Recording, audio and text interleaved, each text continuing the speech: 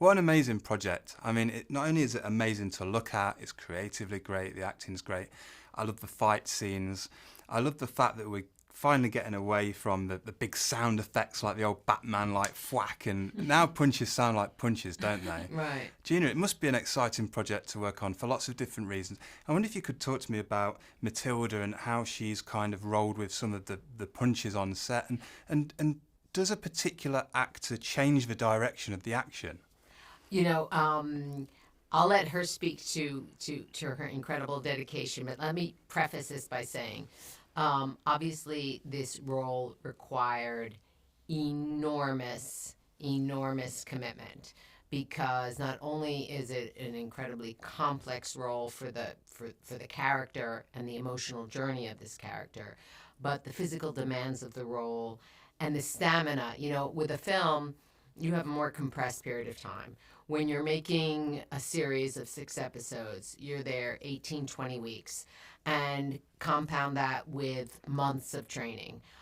What was so fantastic about Matilda was her level of commitment to this project, and how she embraced the 4 months of training that she had to do before she was actually able to delve in to her role as an actor, becoming Diana. Yeah. So that was amazing. So Amazing. Matilda, when you were writing songs and thinking about performing on stage and releasing albums, did you ever imagine you'd be rolling around and kind of doing stunts in movies? No, I never thought about myself that way, but I do have a past as a gymnast. I used to, from the age of 4 to the age of 12, I remember doing competitions in the weekend and training 4 times a week. So I come from that, and I have a good muscular memory. So when it came to,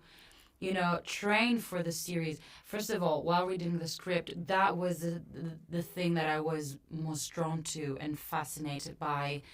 We don't get the chance that often to do something like that, especially in Italy. We don't really have that culture. We had it, but nowadays it's a bit more difficult. So I wanted to be able to do most of my stunts, not just because I wanted to have fun with it, but also because I thought, and it was important for my, for my performance in general, to really have dirt on my hand and, really dive into it. Yeah, I guess you, like you say, have that muscle memory and timing maybe and agility still. Yeah. But there's the cardio thing of trying to hit your marks, trying to get the face right whilst picking up a huge gun or something else. Was that tricky? Do you have to do cardio as well? It was tricky, yeah. I went through different kinds of training, so from parkour to martial arts, and then training with guns, of course, because I needed to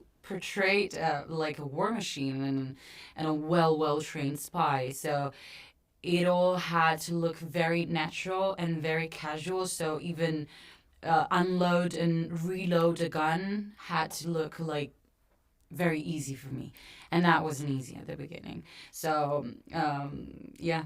And these weapons, obviously they aren't real, but they are real. They're just modified so that they can't actually shoot. So the weight of these weapons that she had to use It's incredible. Yeah. It's incredible. I did a set visit yesterday, so I got Yeah. to hold some of the guns, and I was told how many times you loaded and reloaded to practice, and that shows on screen, because I'm sure there's people that comment on social media about if you don't hold a gun right and all that kind of thing. Well, I have to say also I had the most wonderful coach, Emiliano Novelli, at the EA Stunt in Italy. They're the best in the world, and they had trained me with so much patience and love, and they were always on set, caring about me, be sure that everything was, safe, but he also kept telling me, just believe it. You have to believe in what you're doing. Otherwise, it doesn't make sense.